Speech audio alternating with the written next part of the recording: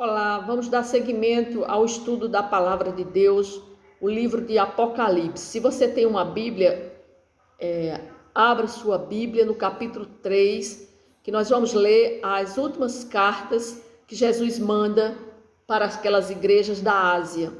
Antes eu vou fazer uma oração. Senhor Deus, obrigado, Senhor, por estar aqui com a Tua Palavra, levando, Senhor, o ensinamento da Sua Palavra para qualquer pessoa que queira ouvir e assistir esse vídeo, e que essa pessoa seja abençoada com o entendimento da Sua Palavra. Repreendo toda ação maligna, toda ação de Satanás que queira impedir que eu leve essa palavra, Pai. Eu te peço em nome de Jesus, amém.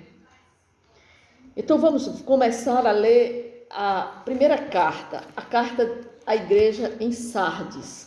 Diz assim: ao anjo da igreja em Sardes escreve: estas coisas diz aquele que tem os 7 Espíritos de Deus e as 7 estrelas. Conheço as tuas obras, que tens nome de que vives e está morto. Sê vigilante e consolida o resto que estava para morrer, porque não tenho achado íntegras as tuas obras na presença do meu Deus. Lembra-te, pois, de que tens recebido e ouvido, guarda e arrepende-te. Porque se não vigiares, virei como ladrão, e não conhecerás de modo algum em que hora virei contra ti. Tens, contudo, em Sardes umas poucas pessoas que não contaminaram as suas vestiduras, e andarão de branco junto comigo, pois são dignas. O vencedor será assim, vestido de vestiduras brancas, e de modo nenhum apagarei o seu nome do livro da vida. Pelo contrário, confessarei o seu nome diante de meu Pai e diante dos seus anjos. Quem tem ouvidos, ouça o que o Espírito diz às igrejas. Então aqui nós estamos vendo a mensagem que o Senhor Jesus manda para a igreja em Sardes.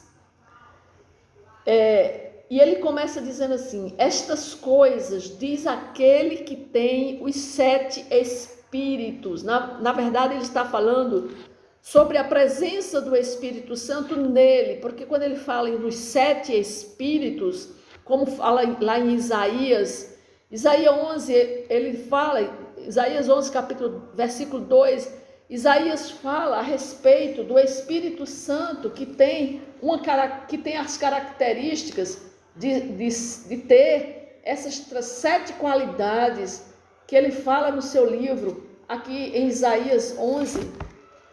Nós podemos ver, quando ele diz assim, no versículo 2, ele diz assim: repousará sobre ele quem? Sobre Jesus, o Espírito do Senhor, o Espírito de sabedoria, o Espírito de entendimento, o Espírito de conselho, o Espírito de fortaleza, o Espírito de conhecimento e o Espírito de temor, e o Espírito de temor do Senhor. Então, são características que fazem parte do Espírito Santo de Deus. Então, ele começa a sua carta dizendo: estas coisas diz aquele que tem o Espírito Santo de Deus e as 7 estrelas. As 7 estrelas são justamente os 7 anjos de cada estrela. Então, o anjo dessa igreja em Sardes estava com ele, com o Senhor Jesus. Então, ele diz aqui: sou eu que digo estas coisas. Aí ele começa: conheço as tuas obras. Se nós observarmos, quando nós observamos todas as cartas, Jesus sempre começa dizendo assim: conheço as tuas obras. Significa dizer que Jesus conhece tudo, todo o procedimento, cada pessoa que está na igreja, Jesus conhece o interior dela. Muitas vezes nós estamos nas igrejas, o pastor da igreja acha que conhece suas ovelhas, mas não, somente Jesus é quem conhece todas as pessoas, é quem conhece o coração daquelas pessoas que estão aqui, que estão naquela igreja. E ele diz assim: conheço as tuas obras, que tem nomes de que vives e estás morto. Então aqui fala sobre a reputação. Muitas vezes nós estamos procurando reputação de pessoas, né? Mas é o caráter, quem conhece é Jesus. Muitas vezes nós olhamos para as pessoas e vemos a reputação dela, mas o caráter dela, somente quem conhece é Jesus. Essa igreja, a igreja em Sardes, existiam muitas pessoas que estavam congregando naquela igreja, estavam demonstrando obras, trabalhando naquela igreja, e até as pessoas de fora elogiavam a igreja de Sardes por causa do seu trabalho missionário, das pessoas que estavam ali congregando, que aparentavam serem pessoas altamente espirituais, estavam demonstrando que tinham fé, que eram fortes, vigorosas, ativas na igreja, na obra do Senhor. Mas aí Jesus vem e diz: conheço as tuas obras, que tem nomes de que vives. Ou seja, ela era conhecida, a igreja de Sardes, como uma igreja viva. Mas aí Jesus diz: mas estás morta. E assim que Jesus, em muitas igrejas, nós às vezes olhamos para a reputação daquela igreja. Nós olhamos para uma igreja, vemos uma igreja vigorosa, uma igreja onde as pessoas estão orando fervorosamente, onde está tendo dom de línguas, onde ali a gente olha e vê a presença do Espírito Santo presente, vê que Jesus está ali, mas muitas vezes não está. É uma igreja morta, porque ele, assim como ele conhecia a igreja de Sardes, ele pode conhecer qualquer igreja e determinar e dizer que tal igreja pode ser que tenha a reputação de que esteja viva, mas na verdade está morta. Diz assim: ser vigilante e consolida o resto que estava para morrer. Então, significa dizer que ali ainda existia algumas pessoas que ainda, sim, verdadeiramente elas estavam vivas. Não estavam com aparência de estarem vivas, porque as que estavam com aparência de estarem vivas, na verdade elas estavam mortas. Mas ainda existia um resto de pessoas que verdadeiramente estavam vivas. E ele diz: seja vigilante e conserva e consolida o resto que estava para morrer. Então, se aquela igreja não recebesse talvez essa mensagem que Jesus estivesse enviando para ela, ela ia morrer completamente. E ele manda um recado e diz assim: ser vigilante, consolida o resto que estava para morrer, porque não tenho achado íntegras as tuas obras na presença do meu Deus. Então Jesus conhecia as obras que estavam sendo realizadas naquela igreja, né? A maior parte estava aparentando que estavam vivas, que eram pessoas que estavam vivas diante do Senhor, mas na verdade era só aparência, porque Jesus, as pessoas, nós vemos a reputação, mas o Senhor vê o caráter. E ele diz assim: lembra-te, pois, de que tens recebido e ouvido, e guarda, e arrepende-te. E ele diz: porque se não vigiares, é um alerta que Jesus está fazendo para aquela igreja, que se as pessoas não vigiarem, ele virá como ladrão, e não conhecerás de modo algum em que hora virei contra ti. Então, Jesus já fala a parábola lá nos evangelhos, ele conta que ele virá como um ladrão, né? Quando menos o dono da casa estiver esperando, ele vem. Então, assim também ele está dizendo aqui na igreja de Sardes, que aquelas pessoas que estavam ali, que tivessem cuidado e fossem vigilantes e guardassem e vigiassem. É assim que Jesus está falando para aquela igreja e fala para nós hoje, que nós temos que ser vigilantes. Todos os dias nós temos que estar na guarda, vigilante, olhando se pecamos contra ele, para que nós imediatamente possamos pedir perdão, porque ele diz assim: olha, tens contudo em Sardes, aí ele reconhece que em Sardes ainda tem algumas pessoas que estão vivas. Ele diz assim: tens contudo em Sardes umas poucas pessoas que não contaminaram as suas vestiduras, e andarão de branco junto comigo, pois são dignas. Isso aqui Jesus está dizendo, porque a palavra de Deus, quando nós nos convertemos e nós aceitamos o Senhor Jesus Cristo, nós recebemos vestiduras brancas, que são as vestiduras da santidade de Deus. Nós recebemos essa santidade e nós devemos cultuar e preservar essa santidade, seja no corpo, na alma e no espírito. E esse aqui, Jesus encontrou vestiduras brancas em alguns lá na igreja de Sardes. Por quê? Porque eles estavam com as vestiduras brancas, com santidade na alma, no corpo e no espírito. E é assim que Jesus quer nos encontrar. E ele diz, o vencedor será assim. Ou seja, aquele que chegar até o final, aquele que preservar até o fim, este será o vencedor.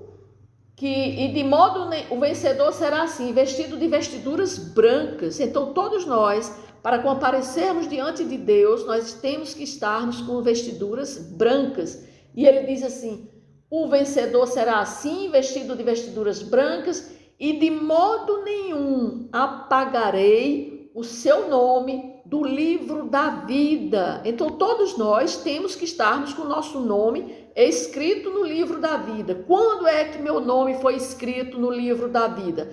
Quando eu me arrependi e aceitei a Jesus Cristo como meu Senhor e meu Salvador.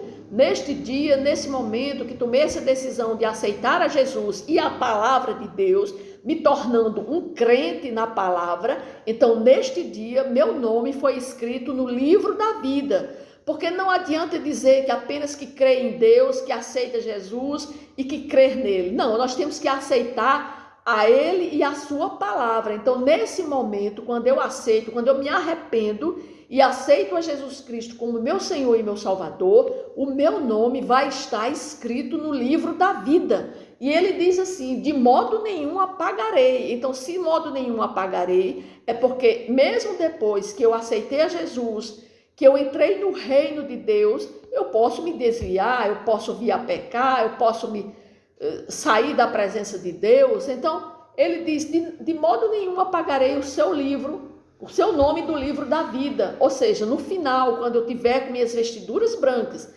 eu me converto, eu entro no reino de Deus, eu ainda tenho um período de tempo aqui nessa terra, e enquanto eu estiver aqui nessa terra, eu tenho que permanecer com minhas vestiduras brancas, porque no dia que eu for me encontrar com ele, eu tenho que estar vestida de vestiduras brancas. E ele diz, pelo contrário, e o seu nome do livro da vida, pelo contrário, confessarei o seu nome diante do meu Pai, diante dos seus anjos. Quem tem ouvidos, ouça o que o Espírito diz às igrejas.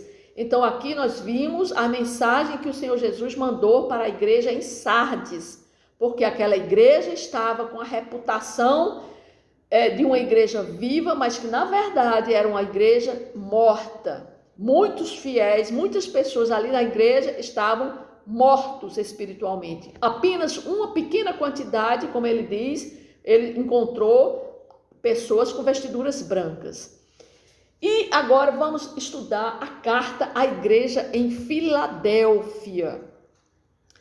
E diz assim, o versículo 7, ao anjo da igreja em Filadélfia escreve, estas coisas diz o santo, verdadeiro, aquele que tem a chave de Davi, que abre e ninguém fecha, e que fecha e que ninguém abre. Conheço as tuas obras. Eis que tenho posto diante de ti uma porta aberta, a qual ninguém pode fechar, que tens pouca força, entretanto, guardaste a minha palavra e não negaste o meu nome. Eis farei que alguns dos que são da sinagoga de Satanás, desses que a si mesmos se declaram judeus e não são, mas mentem, eis que os farei vir prostrar-se aos teus pés e conhecer que eu te amei. Porque guardaste a palavra da minha perseverança, também eu te guardarei da hora da provação que há de vir sobre o mundo inteiro, para experimentar os que habitam sobre a terra. Venham sem demora. Conserva o que tens, para que ninguém tome a tua coroa. Ao vencedor, faloei coluna no santuário do meu Deus, e daí jamais sairá. Gravarei também sobre ele o nome do meu Deus, o nome da cidade do meu Deus, a nova Jerusalém que desce do céu, vinda da parte do meu Deus, e o meu novo nome. Quem tem ouvidos, ouça o que o Espírito diz às igrejas. Aqui nós estamos na carta que Jesus escreve agora para a igreja em Filadélfia. E ele começa assim: estas coisas, diz o santo, verdadeiro, aquele que tem a chave de Davi, que abre e ninguém fecha, que fecha e ninguém abrirá. Por que Jesus começou essa descrição dele, mandando essa mensagem para a igreja de Filadélfia? Por que ele se diz que ele tem a chave de Davi, aquele que abre e que ninguém fecha? É porque ele está dizendo que ele, Jesus, é ele quem leva a salvação para os seus filhos. E quando ele dá a salvação àquele filho dele, a não ser que o filho não queira, mas a salvação que ele abre, a porta que ele abre para que aquela pessoa possa entrar no reino de Deus, ninguém fecha. Satanás não tem o poder de fechar. Se Jesus chama alguém para entrar no reino, é apenas ele, Jesus, é que tem a chave para poder fazer com que aquelas pessoas possam entrar no reino dele. E Satanás não tem esse poder de fechar portas, ou seja, impedir que uma pessoa seja salvo. É isso que Jesus está dizendo. Por que ele diz isso para a igreja de Filadélfia? Porque na igreja em Filadélfia existiam judeus que se diziam judeus, mas não eram judeus. Assim como nós vimos também que esses mesmos judeus que se diziam também que eram judeus e não eram, lá na igreja em Esmirna, existiam também judeus que se diziam judeus, mas não eram. Aqui também, aqui na igreja de Filadélfia, também Jesus também fala da sinagoga de Satanás. Lá em Esmirna também tinha uma sinagoga de Satanás, onde os judeus, que não eram judeus, mas se diziam judeus, iam lá contender com os cristãos. Aqui da mesma forma em Filadélfia, também existem judeus que se diziam judeus, mas que na verdade eles eram da sinagoga de Satanás, daqueles que se diziam, desses que a si mesmos se declaram judeus e não são, mas mentem. Eis que o fareis vir e prostrar-se a teus pés e conhecer que eu te amei. Então, existiam cristãos dentro da igreja em Filadélfia que Jesus tinha comprado, tinha aberto a porta para eles entrarem. Eles estavam no reino de Deus, mas agora estavam recebendo a visita de judeus da sinagoga de Satanás, acusando eles que eram cristãos de verdade, dizendo que eles não eram cristãos de verdade.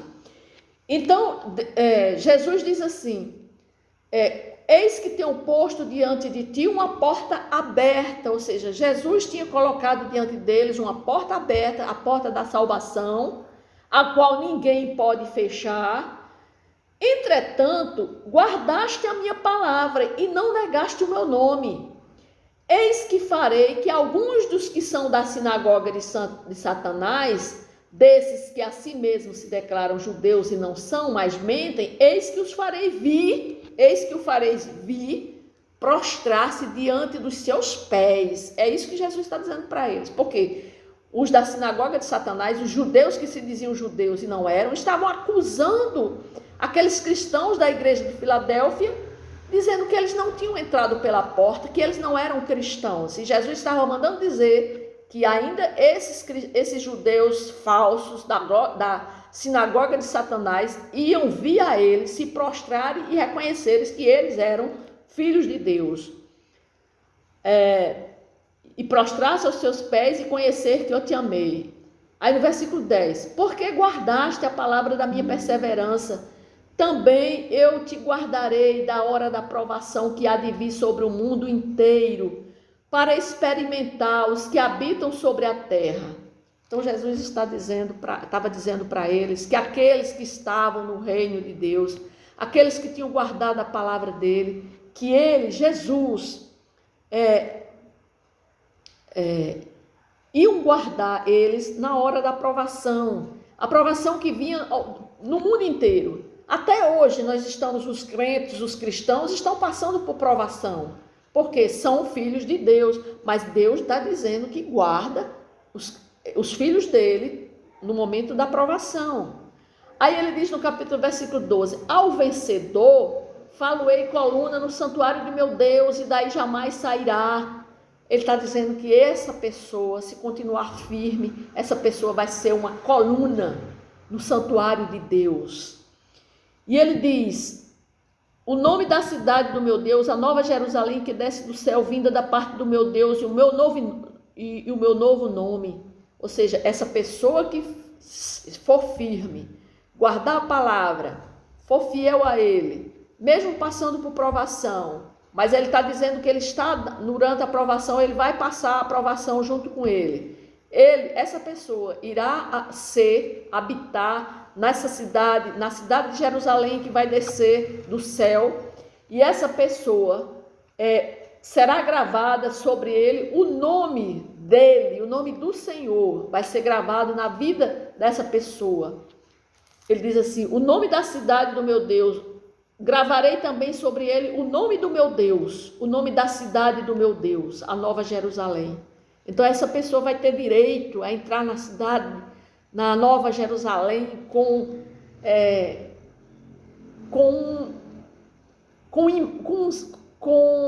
ousadia e com liberdade, porque essa pessoa aqui, ela passou por todas as provações que foram impostas a ela aqui nessa terra. Agora vamos para o versículo 14, para a carta à igreja em Laodiceia. Essa é a última igreja. Diz assim: ao anjo da igreja em Laodiceia escreve: estas coisas diz o Amém, a testemunha fiel e verdadeira, o princípio da criação de Deus. Conheço as tuas obras, que nem és frio nem quente.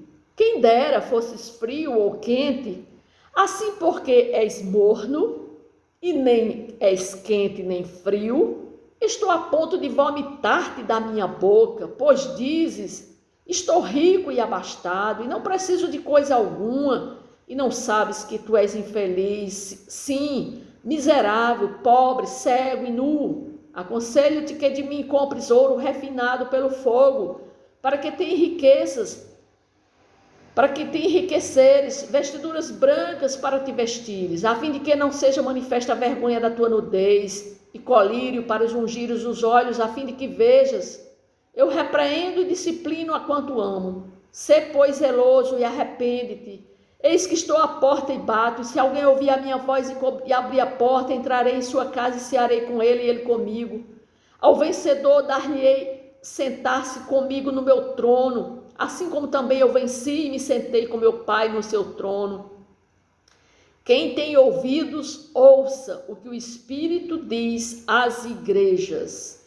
Então aqui está a última carta que Jesus manda, que foi para a igreja em Laodiceia.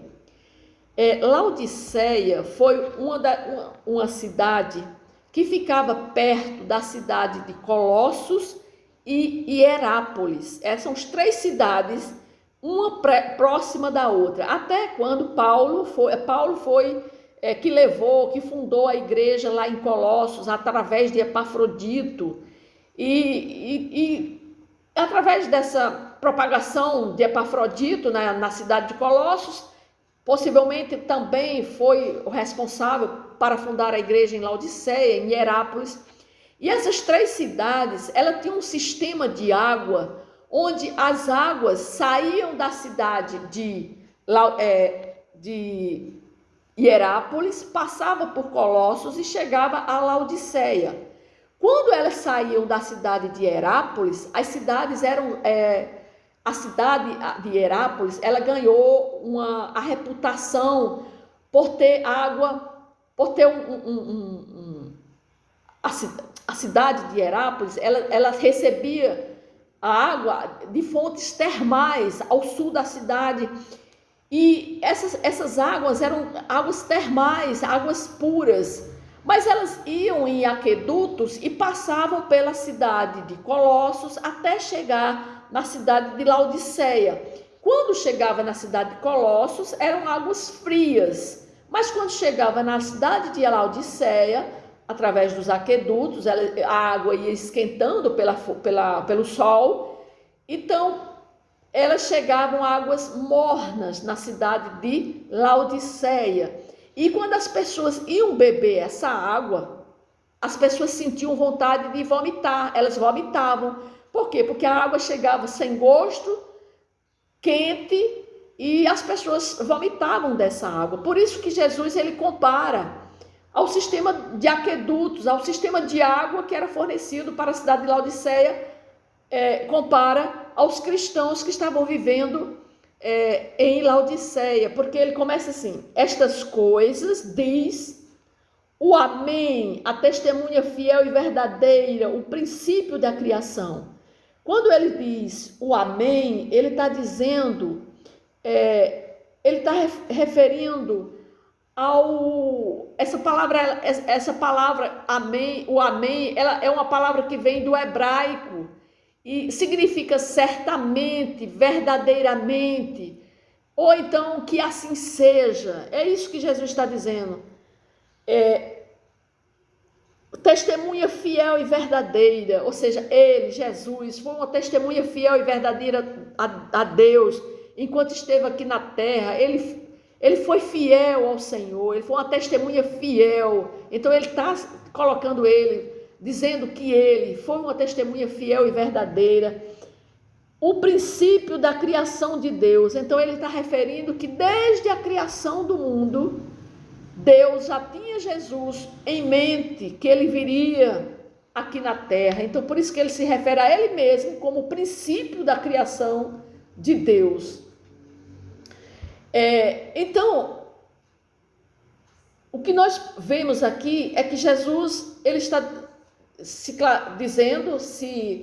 dizendo quem é que está escrevendo. Em todas as cartas, Jesus usa adjetivos para identificar quem é que está escrevendo as cartas, que é ele, o Jesus. E ele diz: conheço as tuas obras. Todas as cartas, Jesus conhece as obras, porque como ele é o candeeiro que está andando entre as igrejas, ele conhece todas as igrejas e conhece as obras que estão nas igrejas. Ele diz: conheço as tuas obras, que nem és frio nem quente. Quem dera fosses frio ou quente. Assim, porque és morno e nem és quente nem frio, estou a ponto de vomitar-te da minha boca. Então Jesus aqui está fazendo uma analogia com o sistema de aquedutos da cidade de Laodiceia, né, que recebe as águas quentes, mas que passa, por exemplo, em Colossos a água está fria, e ele compara esses cristãos aqui de Laodiceia como cristãos mornos, que ele estava a ponto de vomitar. Por quê? Porque eram cristãos que se diziam, eles mesmos diziam, eles dizem, pois dizes, estou rico e abastado, não preciso de coisa alguma, e nem sabes que tu és infeliz. São aquelas pessoas que se acham, que estão ricas, que se acham ricas espiritualmente. Aqui, ao contrário lá da igreja, que nós vimos, que da igreja em Esmirna, na igreja em Esmirna, eles eram pobres realmente financeiramente, de bens materiais, mas eles eram ricos espirituais. Enquanto que na igreja de Laodiceia, eles eram ricos. A cidade de Laodiceia era uma cidade próspera. As pessoas que estavam congregando na igreja de Laodiceia eram homens prósperos, eram pessoas ricas, abastadas. Só que Jesus ele diz que eles mesmos, além de serem abastados fisicamente, eles achavam que eram também abastados espiritualmente, mas ao contrário, eles eram pobres espirituais. Ele diz, mas e nem sabes, ou seja, as pessoas, né, se achavam ricos espirituais. E é assim que muitas pessoas nas igrejas, elas se acham, muitas pessoas estão dentro das igrejas e elas são orgulhosas, elas não porque tem muito tempo na igreja, se acham que conhecem demais o evangelho. Tem pessoas que não querem nem ouvir outras pessoas.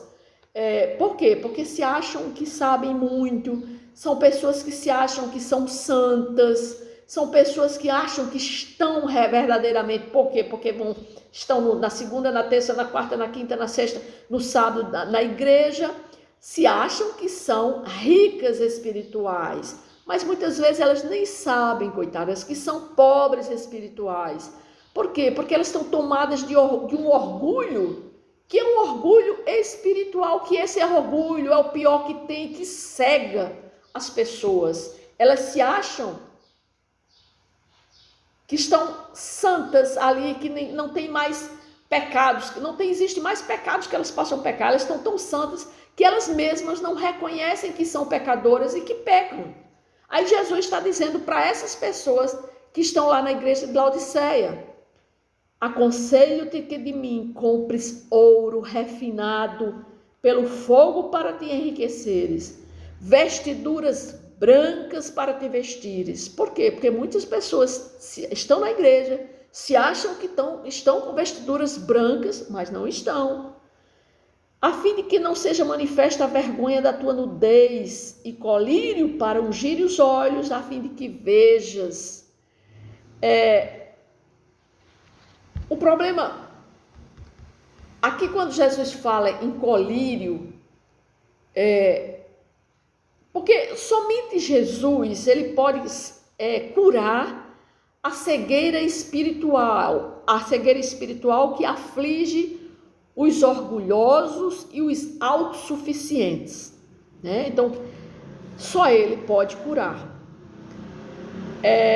Mas Jesus, ele diz assim, que somente ele, Jesus, pode comprar o colírio para curar, para sarar as pessoas que se encontram nessa posição.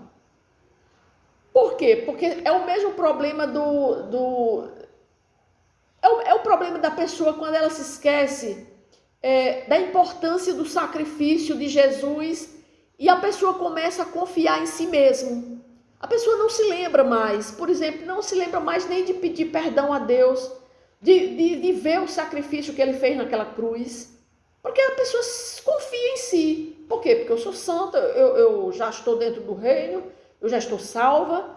Então, essa pessoa passa a confiar em si mesma. Ela não acha que ainda precisa do sacrifício de Jesus na cruz. E é isso onde está o problema, que muitas igrejas e muitas pessoas estão dentro das igrejas com essa cegueira espiritual. Mas somente Jesus pode tirar através do colírio, né? Ele dá o colírio. Ele diz assim no versículo 19: eu repreendo e disciplino a quantos amo. Sê, pois, zeloso e arrepende-te. E eis que estou à porta e bato. Se alguém ouvir a minha voz e abrir a porta, entrarei em sua casa e cearei com ele e ele comigo. Jesus está dizendo, muitos estão aqui, mas estão fora dessa porta. Não entraram ainda por essa porta. E ele está fazendo um convite a eles. Aí no versículo 21 ele diz: ao vencedor dar-lhe-ei sentar-se comigo no meu trono, assim como também eu venci e me sentei com meu Pai no seu trono. Quem tem ouvidos, ouça o que o Espírito diz às igrejas. Então o que é que Jesus está dizendo, né? Que na carta à igreja em Laodiceia, Jesus ele não citou nenhuma doutrina errada e nenhum pecado de imoralidade. Ele